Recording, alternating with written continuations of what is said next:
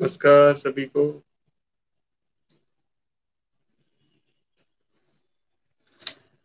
नमस्कार, मैं मयंक पोरवाल। स्वागत है आप सभी का आज के सेशन में। आज हम बात करने वाले हैं इस मौसम, जैसा कि अब बदल रहा है, दिवाली जा चुकी है, हम नए एक सीजन में प्रवेश कर रहे हैं, नई ऋतु में प्रवेश कर रहे हैं, तो इस वक्त हमें क्या सावधानी रखनी है। और इस बार कुछ नई चीज है, क्योंकि कोरोना बना हुआ है, अभी प्रकोप से हम महामारी से बाहर नहीं निकले हैं और चीजें खराब हैं। मतलब कोरोना की वजह से जो चीजें हैं, जो असर है वो बना हुआ है, तो इसी पे आज हम चर्चा करेंगे। और ये हमारा जो गुरु नानक देव जी के 551वां प्रकाश पर्व का वीक चल रहा है, तो उसमें भी बहुत हमें अच्छा रेस्पॉन्स मिल रहा है। कल हमने घोषणा की थी कि हम इस हफ्ते फ्री कंसल्टेंसी करेंगे, ऑनलाइन और ऑफलाइन, तो उसके लिए बहुत अच्छा रेस्पॉन्स लोगों का मिला है। बहुत सारे लोगों ने क्वेरीज की, उनके आंसर किए, बहुत सारे लोगों को कुछ ट्रीटमेंट वगैरह की जरूरत पड़ी तो वो भी हमने किया। और आज भी हमारा ये अनुरोध चालू है और इस पूरे वीक चालू रहेगा सैटरडे तक। तो जो भी लोग हमसे कांटेक्ट करना चाहते हैं कर सकते हैं, और इस शेयर करें, इसको अधिक से अधिक लोगों तक पहुंचाएं, जिससे मैसेज मैक्सिमम लोगों तक पहुंचेगा तो ज्यादा से ज्यादा लोगों को फायदा होगा। चलिए, हमारे बीच मौजूद हैं डॉक्टर जितेंद्र गिल साहब। उनको हम लोग आमंत्रित करते हैं और उनसे जानेंगे आज के मौसम के हिसाब से क्या। नमस्कार सर, स्वागत है आपका। स्वागत है, बहुत धन्यवाद। और सबसे पहले तो मैं अपने दर्शकों को, जितने भी आपके दर्शक हैं, गुरु नानक देव जियों के 551वें प्रकाशोत्सव की बधाई दूंगा। और जैसा कि आप सबको पता है कि अब हम बहुत सर्द ऋतु में इंटर कर चुके हैं, और सर्दियों में बड़ी कॉमन समस्या रहती है आम व्यक्ति को ठंड लग जाना, जुकाम या खांसी से पीड़ित रहना। तो किस प्रकार से हम अपने शरीर को स्वस्थ रख सकते हैं? तो जो सर्दियों की जो ये ऋतु है, जी। ये सबसे ज्यादा लाभकारी रहती है मनुष्य के स्वास्थ्य के लिए। इसमें हमारी जो पाचक अग्नि बहुत अच्छे से प्रदीप्त रहती है, और जो भी हम खाते पीते हैं अच्छे तरीके से डाइजेस्ट हो जाता है। तो उसके लिए पित्त विशेष रूप से प्रकोपित रहती है इस सीजन में। तो हमें विशेष रूप से ध्यान देने की जरूरत है कि हम इस ऋतु का लाभ उठाकर हम अपनी रोग प्रतिरोधक क्षमता, हमारे शरीर को मजबूत कर सकते हैं। विशेष रूप से जिनको हेल्दी बॉडी बनानी है या अपनी रोग प्रतिरोधक क्षमता को बढ़ाना है, तो इससे उपयुक्त समय नहीं हो सकता हमारे लिए। तो हमें ज्यादा से ज्यादा खान पान पे ध्यान देने की जरूरत है। जितनी भी ग्रिस्ट चीजें, जितना भी अच्छा खाना आप खा सकते हैं, तो सर्दी ऋतु में आप उसका एंजॉय कर सकते हैं, चाहे कोई भी ग्रिस्ट भोजन हो। और जैसा कि सर्दियों में कॉमन समस्या रहती है जुकाम, खांसी, बुखार या कफ से पीड़ित रहते हैं लोग, तो उसके लिए बहुत से आयुर्वेदिक उपचार हैं जिनको आप घर पे ही बना सकते हैं बड़ा इजीली, जिनका यदि आप नियमित रूप से प्रयोग करेंगे तो आपको जीवन में कोई स्वास्थ्य से संबंधित कोई समस्या नहीं आएगी। जैसे कि सबसे ज्यादा इम्पोर्टेंट चीज जो इसमें है वो है रोग प्रतिरोधक क्षमता भी बढ़ाएगी आपको, और जुकाम, खांसी और बुखार से भी बचाएगी। जिसमें जैसे तुलसी हर घर में अवेलेबल रहती है, आप थोड़ा सा 15 से 20 पत्ते तुलसी के कूट के उनको थोड़ा सा पानी मिला के उनका रस निकाल लीजिए। ऐसे ही आप 3 ग्राम के आसपास अदरक लेके उसको कूट के उसका रस निकाल लीजिए, और उसमें थोड़ा सा शहद मिला लीजिए। 1 चम्मच शहद में इनकी आधा आधा चम्मच दोनों का रस मिला के दिन में 1 या 2 बार लीजिए आप। यदि छोटे बच्चे हैं तो आधा आधा चम्मच दिन में 2 बार दीजिए। तो जबरदस्त तरीके से इनकी रोग प्रतिरोधक क्षमता भी बढ़ेगी और इनको कफ और कोल्ड की समस्याओं से निजात मिलेगी। ये घर पे आप आसानी से कर सकते हैं। या दिन में जब भी आप चाय या दूध का सेवन करते हैं तो उसमें भी तुलसी या अदरक का जरूर आप प्रयोग करें। अगर आपको ये चीजें अवेलेबल नहीं रहती तो इलायची का प्रयोग कर सकते हैं आप। लवंग, लौंग बहुत आसानी से मिल जाता है, हमारे यहाँ हर घर में रहता है लगभग। और विशेष रूप से जब ठंड लग जाती है, कई बार हम रात को सर्दी में बगैर कपड़े के या कोई ऐसे कारण की वजह से हमें ठंड का प्रकोप झेलना पड़ता है, तो उसके लिए आप लवंग बहुत जबरदस्त तरीके से काम आने वाली चीज है। जैसे 4-5 लवंग आप 1 गिलास पानी में डाल के उबालिए, और जब आधा गिलास शेष रह जाए तो उसमें थोड़ा सा शहद मिला के या गुड़ या शक्कर मिला के आप उसको सेवन कीजिए, तो वो बहुत अच्छे तरीके से आपको ठंड से निवारण करेगा। तो ये चीजें बहुत जरूरी है सर्दियों में, आप इनका प्रयोग तो नियमित रूप से करना शुरू कर दें, ताकि सर्दी सर्दी आपको कोई दिक्कत ना रहे। दूसरा, डाइट की बात रहती है कि क्या डाइट हमें लेनी चाहिए सर्दियों में। सर्दियों में हमें जितना भी गरिष्ठ भोजन है या गर्म पदार्थ है उनका आप सेवन कर सकते हैं। जैसे तिल, आयुर्वेद में बताए गए हैं, तिल बहुत ही जबरदस्त तरीके से वात कफ शामक हैं, और तिल का सेवन सर्दियों में किया जा सकता है क्योंकि ये उष्ण प्रवृत्ति के होते हैं। तिल को आप किसी भी रूप में खा सकते हैं, तिल के आप लड्डू बना सकते हैं, तिल कुटा खा सकते हैं, या जो प्रोसेसिंग ऑफ फूड है, जो भी हम किचन में खाना बनाते हैं, यदि वो तिल के तेल में बनाया जाए तो सबसे श्रेष्ठ रहता है। वो क्या करेगा, आपको जितने भी वात रोग हैं, 80 प्रकार की वात व्याधियां हमारे को होने के चांसेस रहते हैं, तो 80 प्रकार की वात व्याधियों में अकेला तिल का तेल यूज करने से आपको लाभ मिलेगा, आपकी वो व्याधियां चली जाएंगी। वो 80 प्रकार की वात व्याधियां हैं, जैसे जोड़ों का दर्द, कमर दर्द, सर्वाइकल, बैक एक या सियाटिका, जितने भी वात रोग हैं उनमें बहुत अच्छे तरीके से लाभकारी रहता है। तिल का प्रयोग कीजिए, और फल सब्जियां, जो भी मौसमी फल सब्जियां आप उनका प्रयोग कर सकते हैं। लेकिन शीत ऋतु में विशेष रूप से हमें ध्यान रखने वाली बात है कि जितना भी हम फल का सेवन करेंगे या सलाद का सेवन करेंगे, वो दोपहर से पहले पहले करें। सर्दियों में विशेष रूप से शाम को जूस का सेवन नहीं करना चाहिए, क्योंकि वो ठंड का कारण बन सकता है। तो आप दोपहर से पहले पहले इन चीजों का सेवन कीजिए। और एक अन्न के रूप में हम जैसे गेहूं की चपाती खाते हैं या मक्के की रोटी खाते हैं, तो उसी प्रकार से बाजरा इस ऋतु में बड़ी इजीली अवेलेबल रहता है। बाजरा, तो बाजरा रिचेस्ट सोर्स है कैल्शियम और आयरन का। यदि आप शीत ऋतु में या सर्दियों में बाजरे का सेवन करेंगे, किसी भी रूप में आप बाजरे की खिचड़ी बना सकते हैं, बाजरे की चपाती भी खा सकते हैं, या और अन्य किसी रूप में बाजरे को प्रयोग कीजिए, तो वो आपको आयरन और कैल्शियम की पूर्ति करेगा, आपके शरीर के अंदर स्थिरता लेके आएगा, मजबूती लेके आएगा, और आपको बहुत से रोगों से बचाएगा। उसकी भी प्रवृत्ति उष्ण होती है, जैसे तिल की प्रवृत्ति गर्म होती है, इसी प्रकार से बाजरे का जो सेवन करते हैं वो भी गर्म होता है। सर्दियों के ऋतु में बहुत उपयुक्त रहता है। तो हमें इन चीजों का प्रयोग आत्मसात करना चाहिए। और हम देखते हैं कि हमारे पुराने समय में जो हमारे एंसेस्टर थे, जो हमारे पूर्वज थे, वो निस्संदेह सर्दियों में हर घर में तिल के लड्डू बनते थे या तिल कुटा बनाते थे, वो तिल खाते थे सर्दियों में, और इसी प्रकार से बाजरे का वो सेवन करते थे। और आप देखेंगे आज से 50 साल पहले जाएंगे तो उन लोगों में जोड़ों के दर्द की, सर्वाइकल की, ये समस्याएं ना के बराबर थी, क्योंकि उनकी डाइटरी हैबिट इतनी अच्छी थी। अब हम क्या करते हैं कि सब सारी ही ऋतुओं में सिर्फ गेहूं का प्रयोग करते हैं, एक ही अन्न का प्रयोग करते हैं। इस वजह से हम डायबिटीज की तरफ भी चले गए, इस वजह से हम हाइपरटेंशन की तरफ भी चले गए, इस वजह से हम वात रोगों में ज्यादा जकड़े जाते हैं। तो हमें यदि ऋतु अनुसार हम अपना खान पान रखेंगे, तो निस्संदेह हमको कोई भी व्याधि शरीर में नजदीक नहीं लगेगी।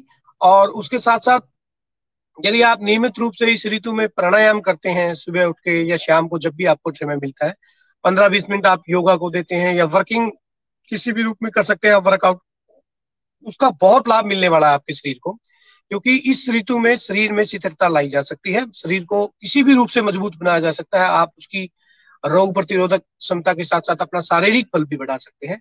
तो मेरी प्रार्थना है कि ये जो भी चीजें मैंने बताई है, जैसे तिल बताया है, बाजरा बताया है, और अदरक और तुलसी का मैंने बताया है, चाय या दूध जब भी आप पिए या इसका क्वाथ बना के पिए, ये जरूर करें। यदि आपको ज्यादा ठंड लग जाती है तो आप इसमें लौंग का प्रयोग कर सकते हैं। और विशेष रूप से हमारे भारतीय कल्चर की ये हैबिट है कि हम दूध बहुत पीते हैं, और रात को सोते समय हम जो भी दूध पीते हैं उसमें आप तुलसी, अदरक, हल्दी, या खजूर या छुहारा जिसको बोलते हैं, खजूर मिल जाते हैं आसानी से, उनको एक दो खजूर डाल के बॉईल कीजिए और उस खजूर को खाइए। कितना ताकतवर है, बहुत ताकत देने वाली चीज है, और ठंड से निवारण करने वाली चीज है, उष्ण प्रवृत्ति का होता है। तो इस प्रकार से इन चीजों का प्रयोग करेंगे तो आपको सर्दियों की ऋतु में आपके स्वास्थ्य की मजबूत नींव रखी जा सकती है। जी मयंक जी। जी बिल्कुल सर, आपने बस दूध और जो ये खजूर है, मिल्क ऑफ मैग्नीशिया ये बनता है, बहुत अच्छा फायदा करेगा। और क्या चेंजेस हो सकते हैं डाइट में जो लोग गलत करते हैं? बहुत सारी चीजें ऐसी हैं जो लोग खाते पीते रहते हैं, उनके साइड इफेक्ट भी आते हैं। और हम कोरोना के टाइम में भी चल रहे हैं, तो ऐसे में घर में और कौन सी ऐसी चीजें मौजूद हैं जिनसे हम अपनी इम्यूनिटी को भी अच्छा रख सकते हैं और साथ ही साथ मौसम की बीमारियों से भी रख सकते हैं? हाँ देखिए सर, ये जो कोरोना का काल चला हुआ है, और विशेष रूप से जो कोरोना के जो सिम्टम्स हैं वो very common to cough and cold. उसमें आदमी को जुकाम, खांसी और सांस लेने में दिक्कत, बुखार, ये सब चीजें होती है। और कोरोना विशेष रूप से, कोरोना का अभी तक हमारे पास वैक्सीन नहीं आया है। आशा है कि शीघ्र ही इसका वैक्सीन उपलब्ध हो जाएगा। लेकिन जब तक वैक्सीन नहीं आता तब तक हमें अपनी रोग प्रतिरोधक क्षमता यानी इम्यूनिटी पावर को बूस्ट करना है। और इम्यूनिटी पावर को बूस्ट करने के लिए सबसे बेस्ट सोल्यूशन है कि आप तुलसी, अदरक और गिलोय का इसमें विशेष रूप से योगदान रहता है। आप गिलोय का भी प्रयोग कर सकते हैं। यदि आप गिलोय का प्रयोग करेंगे तो इम्यूनिटी और अच्छे से आपकी बढ़ जाएगी। तो इस प्रकार से इन चीजों का आपको प्रयोग सीखने की जरूरत है।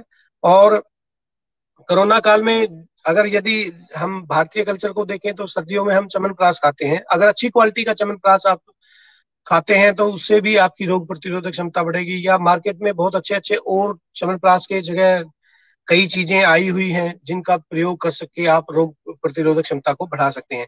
लेकिन यदि आप नेचुरल रूप से इम्यूनिटी को बूस्ट करना चाहते हैं तो उसमें सबसे ज्यादा रोल हमारा तुलसी का, गिलोय का, अदरक। और कोरोना के पेशेंट से मेरी विशेष रूप से रिक्वेस्ट है, यदि किसी को कोरोना पॉजिटिव आ भी जाता है तो हम इसकी एक वेव झेल चुके हैं। मोस्टली हमारी जो रोग प्रतिरोधक क्षमता है बहुत से लोगों की वो बढ़ चुकी है, तो इसमें ज्यादा घबराने की जरूरत नहीं है। हमें पेशेंस से काम लेना है। बस एक चीज का हमें ध्यान रखना है कि हमारी जो ऑक्सीजन सेचुरेशन है वो नीचे नहीं जानी चाहिए।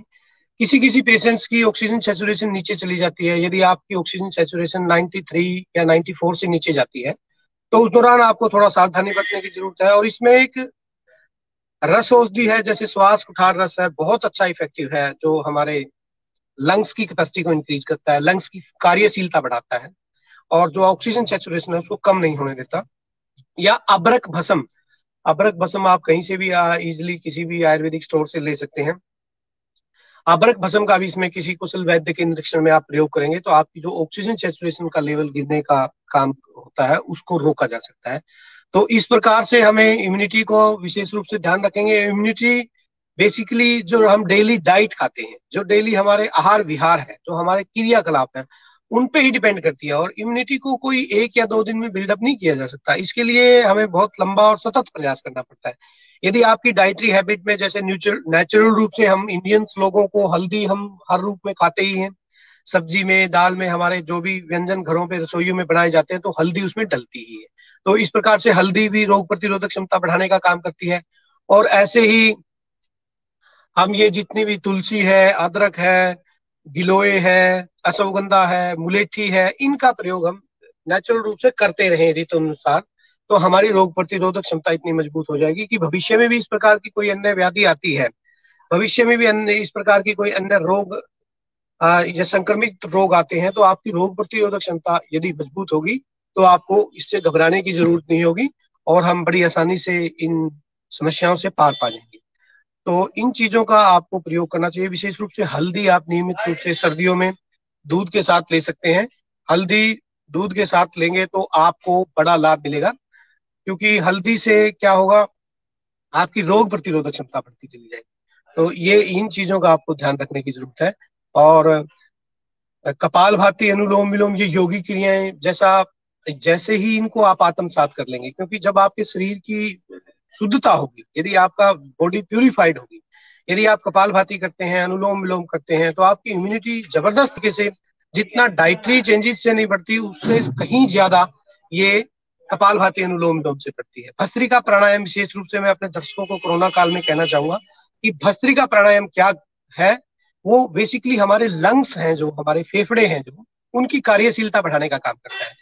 और इसको आप जरूर करें, कभी भी कर सकते हैं, ये जरूरी नहीं कि आप खाली पेट ही हो, खाने के 1-1.5 घंटे बाद भी भस्त्रिका प्राणायाम किया जा सकता है। और क्योंकि ये बहुत ज्यादा जरूरी है आज के समय में, कोरोना के काल में, इसको एक बार करके दिखा देता हूँ आपके दर्शकों को कि किस प्रकार से आपने भस्त्रिका प्राणायाम करना है।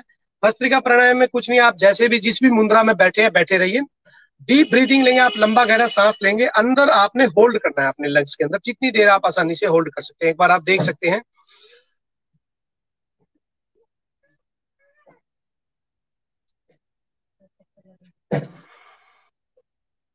इसी प्रकार से आपने लंबा गहरा सांस लिया और लंबा गहरा सांस ही आपने बाहर एक्सहेल कर दिया। तो ये बहुत ही जबरदस्त एक्सरसाइज है। इसको दिन में 2 या 3 बार आप जरूर कीजिए।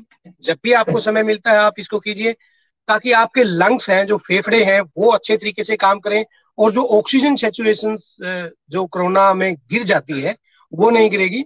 बेसिकली कोरोना में हम ज्यादा सीरियस पेशेंट्स को तभी काउंट करते हैं जब उसकी ऑक्सीजन सेचुरेशन गिर जाए, हमें उसको बाहर से ऑक्सीजन लगानी पड़े, और कई बार इतनी ज्यादा गिर जाती है कि बाहर की ऑक्सीजन लगाने की बजाय हमें वेंटिलेटर पे लेना पड़ता है पेशेंट को। और जब वेंटिलेटर पे चला जाता है कोई भी पेशेंट तो उसमें मल्टीपल ऑर्गन फेलियर के चांसेस बढ़ जाते हैं। उसकी अन्य जितने भी ऑर्गन्स हैं बॉडी के, लीवर है, किडनी है, हार्ट है, वो फेलियर की तरफ चले जाते हैं, तो पेशेंट्स को बचाना मुश्किल हो जाता है। यदि आप दिन में 3-4 बार डीप ब्रीदिंग करेंगे, लंबे गहरे सांस लेंगे जब भी आपको मौका मिले। आपको कोई जरूरी नहीं है कि आपको सुबह उठ के ही लेने हैं, शाम को ही लेने हैं। अच्छी तो है कि यदि early in the morning before sunrise, क्योंकि उस समय ऑक्सीजन सेचुरेशन एटमॉस्फेयर में सबसे ज्यादा होती है। यदि बिफोर सनराइज लें तो बहुत अच्छी बात है, लेकिन अगर उस समय आप उठ नहीं पाते या बिस्तर का त्याग नहीं कर पाते या आपको समय नहीं मिल पाता, तो जब भी आपको समय मिले आप एक दिन में कम से कम 2 या 3 बार लंबे गहरे सांस लें।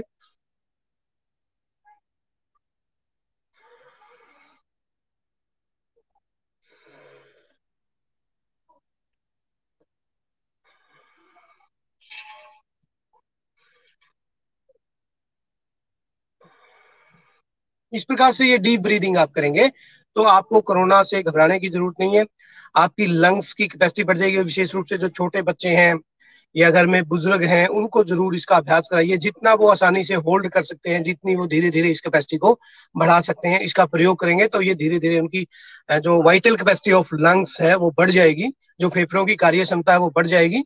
और यदि आप इस संक्रमण के दौरान कोरोना से संक्रमित भी हो जाते हैं तो आपके फेफड़ों पे इतना प्रभाव नहीं आएगा और आपकी ऑक्सीजन सेचुरेशन नहीं गिरेगी, तो आपको हॉस्पिटलाइजेशन होने की जरूरत नहीं पड़ेगी। तो इस प्रकार से आप ये छोटी सी एक्सरसाइज करके आप अपने देश की, अपने समाज की, अपने खुद की, अपने परिवार की मदद कर सकते हैं, उनकी रक्षा कर सकते हैं, उनको समस्या को बचा सकते हैं। तो इस पे भस्त्रिका प्राणायाम पे मेरा विशेष रूप से प्रार्थना रहेगा कि जब तक कोरोना का ये समय है तब तक हमें भस्त्रिका प्राणायाम जरूर करते रहना चाहिए।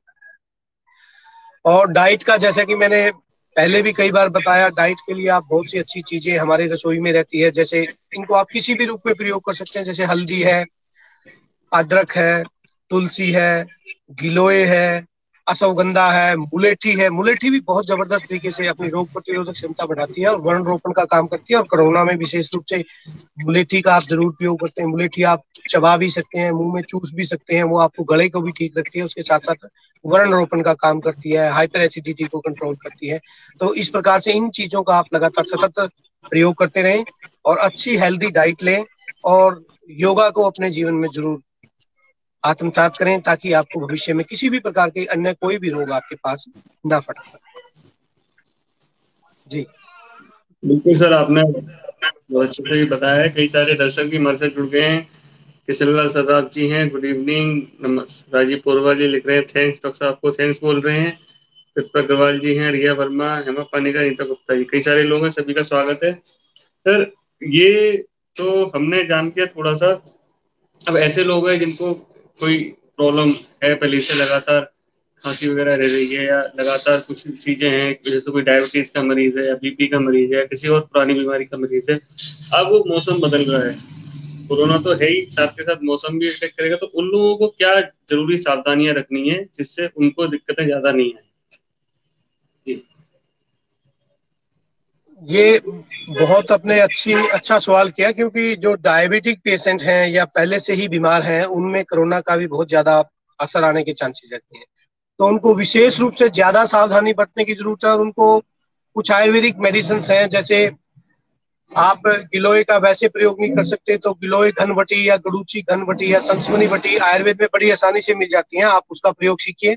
उसकी एक एक या दो दो टेबलेट आप ले सकते हैं, जो आपकी डायबिटीज के साथ साथ आपकी रोग प्रतिरोधक क्षमता को भी बढ़ा के रखेंगे। इसी प्रकार से यदि आप सीओपीडी के पेशेंट हैं या आपको श्वास की दिक्कत है या आप दमे के मरीज हैं, तो आप लक्ष्मी विलास रस आयुर्वेद में एक बहुत अच्छी आयुर्वेदिक मेडिसिन है, उसका प्रयोग कर सकते हैं। या श्वास कुठार रस मैंने बताया, श्वास का चिंतामणि रस मैंने बताया, आप इनका प्रयोग कीजिए ताकि आपकी रोग प्रतिरोधक क्षमता के साथ साथ आपके लंग्स जो फेफड़े हैं उनकी कार्यशीलता ठीक रहे और आपको भविष्य में किसी भी प्रकार की दिक्कत का सामना ना करना पड़े। तो इस प्रकार से आप इनका प्रयोग कर सकते हैं। और जो जितने भी पेशेंट्स हैं पहले से ही उनकी कोई भी एलोपैथिक मेडिसिन चल रही है या किसी मेडिसिन पे डिपेंडेंट है, आप उन मेडिसिन को साथ ले सकते हैं। उनको साथ लेते लेते ही आयुर्वेद को थोड़ा सा आप अपने जीवन में इन्वॉल्व कर लें तो आपको बहुत अच्छे चमत्कारिक लाभ देखने को मिलेंगे। और हो सकता है धीरे धीरे यदि आप आयुर्वेद को अपने डाइटरी हैबिट्स में इंक्लूड करेंगे तो आपकी जितनी भी एलोपैथिक मेडिसिन है समय के साथ साथ वो छूट जाती हैं। बहुत से सैकड़ों मरीजों की हमने ऐसे छूटती देखी है। लेकिन जो योग को साथ में आत्मसात कर लेते हैं उनको तो 102% रिजल्ट मिलेगा। उनको तो बहुत जल्दी ही एलोपैथिक मेडिसिन से निजात मिल जाती है, जो कपालभाति, अनुलोम विलोम, भस्त्रिका, इन चीजों का सहारा लेते हैं। तो सही आपने जो लक्ष्मी विलास रस बताया है ये खांसी वाले लिए। हाँ, ये देखिए लक्ष्मी विलास रस खांसी के लिए बहुत अच्छी आयुर्वेदिक औषधि है। खांसी के साथ साथ बेसिकली लंग्स पे और बहुत सी बीमारियों पे काम करती है। लेकिन सर्दियों में खांसी की ज्यादा प्रॉब्लम रहती है, तो उसमें सीतोपलादी चूर्ण हमारे यहाँ बड़ा इजीली अवेलेबल है, ताली शादी चूर्ण बहुत इजीली अवेलेबल है, या श्वास कुठार रस है वो बहुत इजीली अवेलेबल है, इनका प्रयोग भी कर सकते हैं हम। लेकिन सीतोपलादी चूर्ण में जैसे मिश्री होती है, तो डायबिटिक पेशेंट उसको नहीं ले सकते। तो यदि आप डायबिटिक हैं तो फिर आपको ताली शादी चूर्ण की तरफ जाना पड़ेगा, या अन्य ऑप्शन आपको तलाशने पड़ेंगे। लेकिन यदि आप डायबिटिक नहीं है तो सीतोपलादी चूर्ण सबसे श्रेष्ठ औषधि है खांसी की। खांस की विशेष रूप से जो छोटे बच्चे हैं, छोटे बच्चों को खांसी हो जाती है तो हम उनको एलोपैथिक सिरप देते हैं या कोई भी कफ सिरप देते हैं। उसकी बजाय आप सीतोपलादी चूर्ण दीजिए, थोड़ा सा सीतोपलादी चूर्ण शहद में मिला के आप दिन में 2 बार दे दीजिए। आप किसी भी प्रकार की कफ हो, चाहे वो सूखी खांसी हो या प्रोडक्टिव कफ हो, बलगम वाली खांसी हो, बहुत चमत्कारिक तरीके से उसका लाभ मिलता है हमारे शरीर में। तो सीतोपलादी चूर्ण तो मेरा ऐसा मानना है कि भारतीय हर भारतीय के पास होना चाहिए, हर भारतीय घर में सीतोपलादी चूर्ण उपलब्ध रहना चाहिए सर्दियों के सीजन में, क्योंकि ये खांसी की सबसे परम औषधि है और बहुत अच्छे तरीके से आपको खांसी से निजात दिलाती और इस मौसम में जैसे देखने में आता है कि रात को सोते हैं ठीक है, लेकिन सुबह उठते ही बहुत ज्यादा छींकें आती हैं, सर भारी हो जाएगा, नाक जाम हो जाएगी, कई लोगों को साइनस जैसी दिक्कत भी होती है।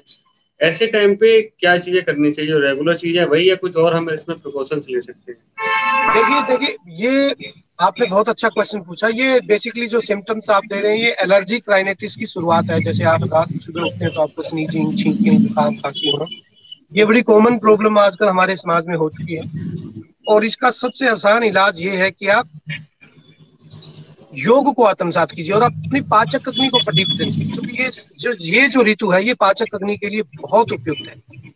इसमें पाचक अग्नि नेचुरल रूप से स्ट्रॉन्ग रहती है।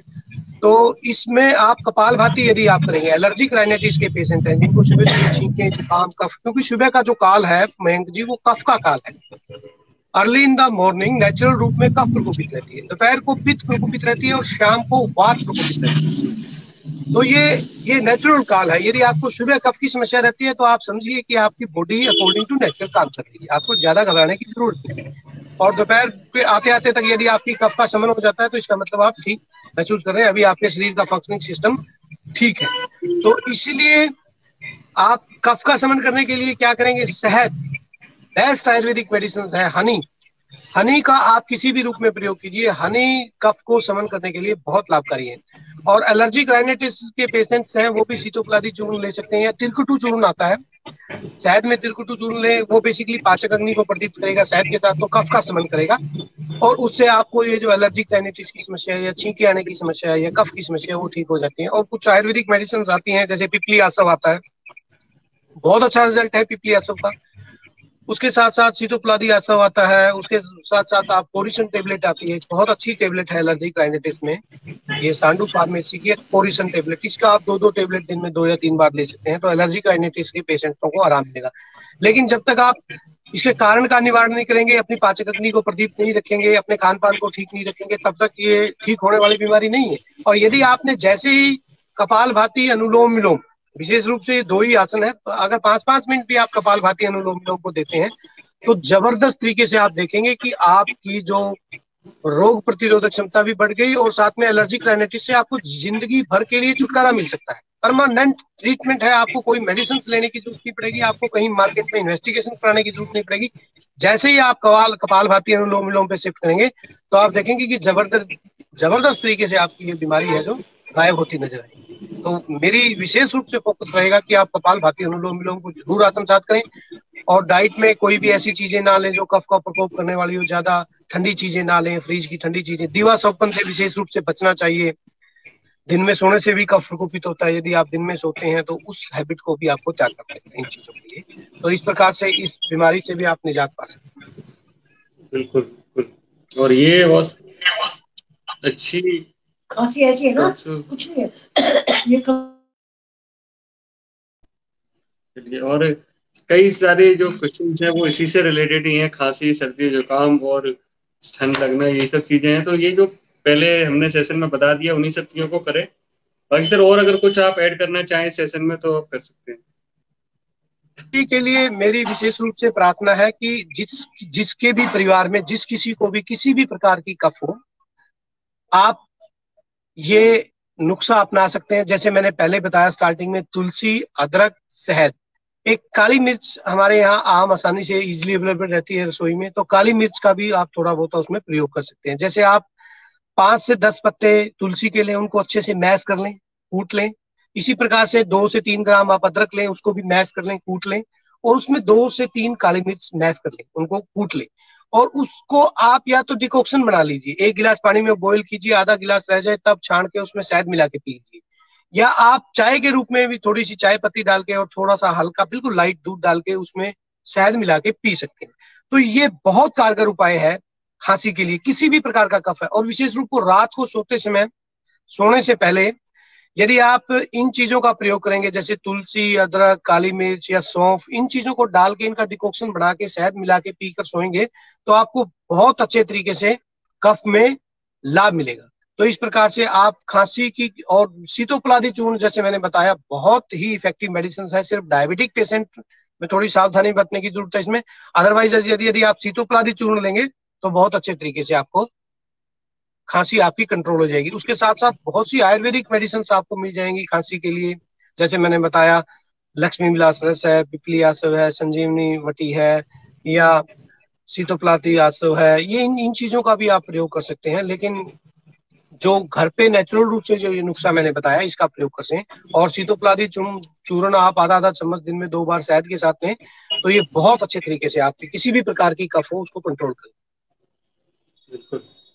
ये आज के इस सेशन में बहुत अच्छी जानकारी लोग मिली है। ये जो छींकों वाली समस्या है, इसमें मेरा भी एक अनुभव रहा है। हमने लोगों को बोला कि जिसको भी ऐसी दिक्कत आ रही है वो रात को तुलसी अर्क के गर्म पानी में तुलसी अर्क पी के सोएं। बिल्कुल सोने से लास्ट, एकदम सोने से पहले ऐसा करें, तो सुबह सुबह जो छींके आने की समस्या है या खांसी की जो समस्या है उसमें बहुत आराम मिलेगा। और अगर यही पानी आप गरारे करके पीते हैं, गरारे करें फिर वो आपने पानी पिया, तो आपको बहुत अच्छा फायदा मिलेगा। ये चीज आप जरूर ऐड करें। और साथ में हल्दी के पानी से गरारे कर सकते हैं। मिल्क ऑफ मैग्नीशिया आपने बहुत अच्छा बताया, ये खजूर का, वो लेंगे तो और अच्छा रहेगा। च्यवनप्राश हो गया, ये सब चीजें हैं, गिलोय है, ये सब चीजें आपके पास आसानी से अवेलेबल हैं। और हमारे सेशन का मकसद भी यही है कि आपके घर के आसपास जो चीजें मौजूद हैं, आपके घर में जो चीजें मौजूद हैं, उनसे ही आप अपने आप को ठीक रखें, आपको बाहर कहीं ना जाना पड़े। मिनिमम कॉस्ट के साथ और हर चीज की अवेलेबिलिटी के साथ आप चीजों को ठीक रखें, आपको दवाइयों की जरूरत ना पड़े, आप ठीक रहें। यही हमारा मकसद है। और सेशन में हम आज अंतिम क्षण में है, तो सभी स्वस्थ रहें, मस्त रहें, व्यस्त रहें, इसी कामना के साथ हम आप सभी से विदा लेते हैं। और हमारे सेशन को अधिक से अधिक शेयर करें, क्योंकि ये मौसम बदल रहा है, इम्यूनिटी सबको स्ट्रांग रखनी है। और आज के सेशन को यहीं पे हम समाप्त करेंगे। और गुरु नानक देव के प्रकाश पर्व पर जो हमारा फ्री कंसल्टेंसी वीक चल रहा है, उसके लिए आप सभी का स्वागत है। आप सभी में संपर्क कर सकते हैं और मिलेंगे हम कल फिर अगले सेशन में किसी नए टॉपिक के साथ। तब तक के लिए हमें इजाजत दीजिए। नमस्कार।